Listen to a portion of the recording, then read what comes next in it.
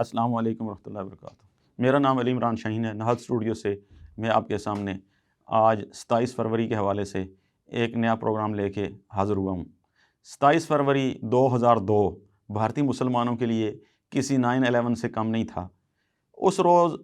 صبح 7 بجے کے بعد گودرا ریلوے اسٹیشن کے اوپر ایک ٹرین آ کے رکی، جس کو سابرمتی ٹرین کے نام سے جانا جاتا ہے اور تاریخ کے اندر وہ مشہور ہوئی ہے۔ اس ٹرین کے اندر ہندو یاتری موجود تھے۔ پراسرار طریقے سے اس ٹرین کے اندر آگ لگی، اور پھر اس ٹرین کے اندر آگ لگنے کے نتیجے میں جہاں 60 جو ہندو یاتری تھے وہ جل کے راکھ اور وہ مر گئے۔ تو اس واقعے کا الزام مسلمانوں پر لگایا گیا، اور پھر پورے ہندوستان کے مختلف شہروں سے ہندو انتہا پسند وہ احمد آباد اور گجرات کی ریاست کے اندر مسلمانوں کے گھروں پر اور ان کی آبادیوں پر چڑھ دوڑے، اور انہوں نے تقریباً 1 مہینہ تک مسلسل پولیس کی مدد اور فوج کی مدد سے مسلمانوں کا بدترین قتل عام کیا۔ اور جو بھارتی ریاست تسلیم کرتی ہے اس کے مطابق 3000 کے لگ بھگ مسلمانوں کو قتل کیا گیا۔ حالانکہ جو آج بھی وہاں پہ صورتحال ہے وہ اس بات کا اظہار کر رہی ہے کہ مسلمان جو وہاں پہ قتل ہوئے ان کی تعداد 3000 نہیں، کم از کم 30,000 کے لگ بھگ تھی۔ اس واقعے کے بعد جو مسلمانوں پر الزام لگے، 20 سال ہو چکے ہیں، بھارتی مسلمانوں پر یہ الزام ثابت نہیں کیا جا سکا کہ ٹرین کے اندر مسلمانوں نے یا مسلمانوں کے کسی نوجوان نے وہاں پہ آگ لگائی اور ان کی ٹرین کو جلا کے ان یاتریوں کو قتل کیا۔ ایک حادثے کے نتیجے میں وہ ٹرین کے اندر آگ لگی تھی، الزام مسلمانوں پر لگا، اور پوری ریاست کے اندر، گجرات کے اندر اور خاص طور پر احمد آباد کے اندر مسلمانوں کا بدترین قتل عام کیا گیا۔ آج کا بھارت کا وزیر اعظم نریندر مودی اس وقت بھارتی ریاست گجرات کا وزیر اعلیٰ تھا، اور اس نے بطور وزیر اعلیٰ پولیس کو اور جتنے دنگا فساد کرنے والے انتہا پسند دہشت گرد ہندو تھے سب کو کھلی چھٹی دی ہوئی تھی کہ وہ جو مرضی کریں، اور انہوں نے جہاں پہ 30,000 کے لگ بھگ مسلمانوں کو قتل کیا، بے شمار مسلم خواتین کی انہوں نے عصمت دریاں کی، مسلمانوں کو انہوں نے پکڑ پکڑ کے انہوں نے کرنٹ لگا لگا کے شہید کیا۔ کسی جگہ پر انہوں نے مسلمانوں کے گلے میں ٹائر ڈال کے ان کو قتل کیا، کہیں پہ انہوں نے کلہاڑیوں کے ساتھ ٹکڑے ٹکڑے کیا، اور انہوں نے پھر مسلمانوں کو گھروں کے اندر بند کر قتل کیا۔ پارلیمنٹ کے ایک رکن جو وہاں کے رکن پارلیمنٹ تھے ان کو بھی وہاں پہ قتل کیا گیا، اور ان کے پورے خاندان کو ان کے گھر کے اندر وہاں پہ گھر کے اندر ڈال کے جلا کے ختم کر دیا گیا۔ پوری بستیاں اس طریقے سے خاکستر کر دی گئیں مسلمانوں کی۔ وہ بستیاں آج بھی اجڑی ہوئی ہیں۔ بڑی گلبرگہ وہاں کی ایک بہت زبردست کالونی تھی، تو ایک کالونی کو انہوں نے جلایا جہاں پہ مسلمانوں کو ان کے گھروں کے اندر جلا کے راکھ کیا گیا۔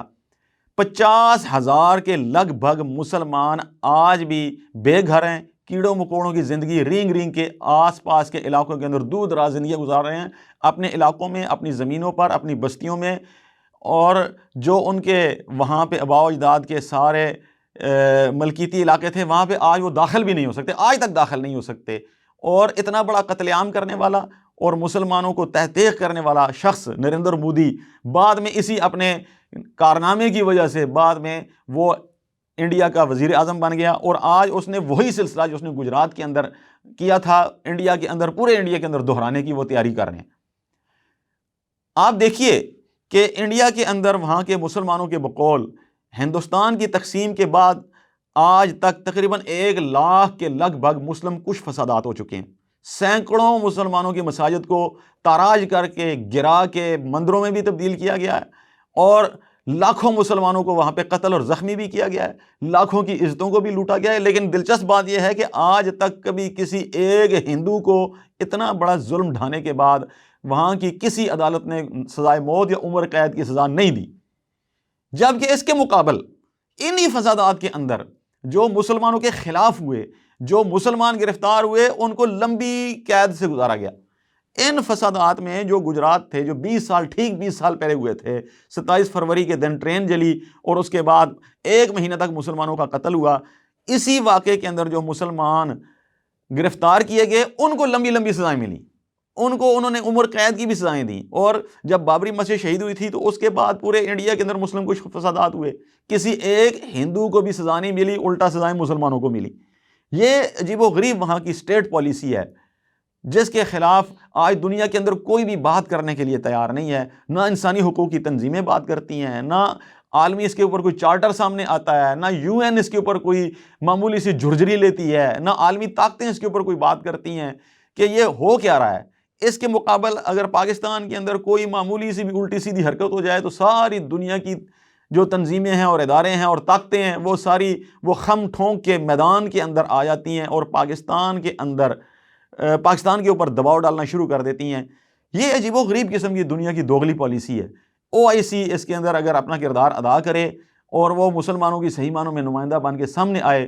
تو یہ کوئی وجہ نہیں کہ یہ ظلم رک نہ سکے اگر مسلمان اس کے اوپر متحد ہوں۔ انڈیا کے مسلمانوں کے اوپر جو 20 سال پہلے قیامتیں ٹوٹی تھیں اور یہ بدترین قتل عام ہوا تھا اور جس کی بھیانک یادیں آج تک انڈیا کے اندر موجود ہیں، وہ 50,000 مسلمان خاندان اور ان کے لوگ جو وہاں سے بے گھر ہوئے تھے، جو آج تک واپس بھی نہیں جا سکے، وہ آج تک واپسی کے منتظر ہیں ہم کب جائیں گے، لیکن ان کی آواز سننے والا کوئی نہیں۔ یہ دنیا کے اندر ظلم کی ایک عجیب و غریب آج داستان ہے جو موجود ہے، لیکن اس کو کوئی سننے والا نہیں۔ ہم مسلم امت سے یہ کہہ سکتے ہیں کہ وہ اپنی آنکھوں کو کھولے تاکہ یہ مسلمانوں پر یہ ظلم ہے جو 20 سال پہلے بھارت کے مسلمانوں پر،